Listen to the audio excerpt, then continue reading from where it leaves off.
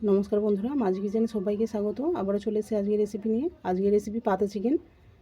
তার জন্য আমি নিয়েছি পেঁয়াজ কুচি, টমেটো কুচি, আলু কুচি, চিকেন নিয়েছি, হলুদ বাটা, আদা রসুন বাটা আর লঙ্কা বাটা। আর এইখানে নিয়েছি গন্ধরাজ লেবুর পাতা। আমি 300 গ্রাম চিকেন নিয়েছি, যার কারণে আমি 3 পিস গন্ধরাজ লেবুর পাতা নিলাম। এরপর দিলাম পরিমাণ মতো লবণ আর সর্ষের তেল।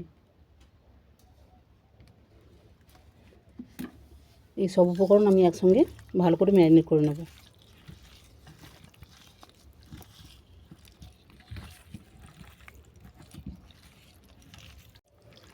দেখো, সব উপকরণ আমি একসঙ্গে ম্যারিনেট করে নিয়েছি।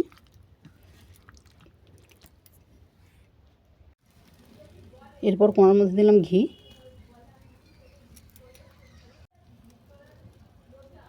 সর্ষের তেল,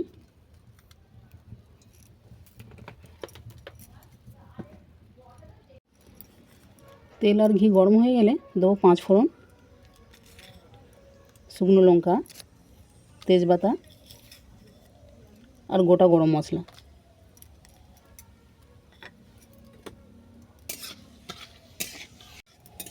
দেখো, ফোড়ন ভাজা হয়ে গেছে।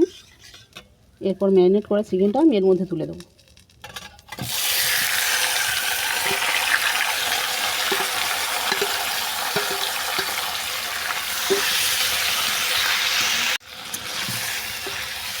এটা অল্প করে নেড়ে ছেড়ে আমি একটা ডিম থেকে দিলাম 5 মিনিটের জন্য।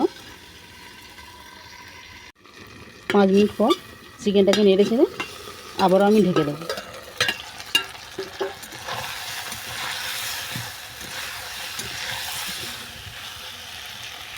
আবার আমি ঢেকে দিলাম 2 মিনিটের জন্য।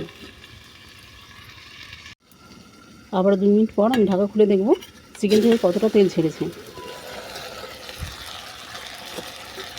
দেখো, সম্পূর্ণ তেলটা ছেড়ে গেছে। এটাতে আমি আর ঢাকা দেবো না, এইভাবেই ভালো করে কষিয়ে নেব। দেখো, চিকেনটা আমার ভালো করে কষানো হয়ে গেছে আর চিকেন থেকে তেলও ছেড়ে গেছে। এরপর দেবো জিরে গুঁড়ো আর ধনে গুঁড়ো দিয়ে আরও 2 মিনিট আমি এটাকে কষিয়ে নিচ্ছি। আরও 2 মিনিট কষিয়ে নেওয়ার পর দিলাম পরিমাণ মতো উষ্ণ গরম জল।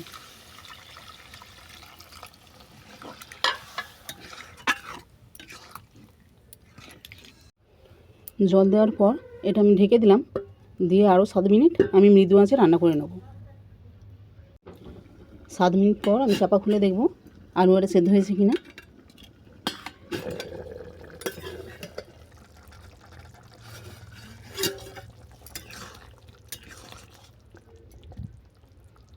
দেখো, আলু আরে পরিষ্কার হয়ে সেদ্ধ হয়ে গেছে। এরপর চিকেনটাকে নামানোর 2 মিনিট আগে আমি দেবো চিকেন মশলা, দিয়ে আরও 2 মিনিট আমি এটা রান্না করে নিচ্ছি। এইভাবে কখনো লেবু পাতা দিয়ে চিকেন রান্না করে দেখো, দেখবে এর স্মেলটা খাসি মাংসের মতো আসে। গুণটা হয়তো থাকবে না, কিন্তু স্মেলটা থাকবে, যার কারণে আমি খাসি মাংসের মতো করে রান্না করেছি। চিকেনটা আমার আরও 2 মিনিট হয়ে গেছে। এরপর আমি এটাকে নামিয়ে নেব।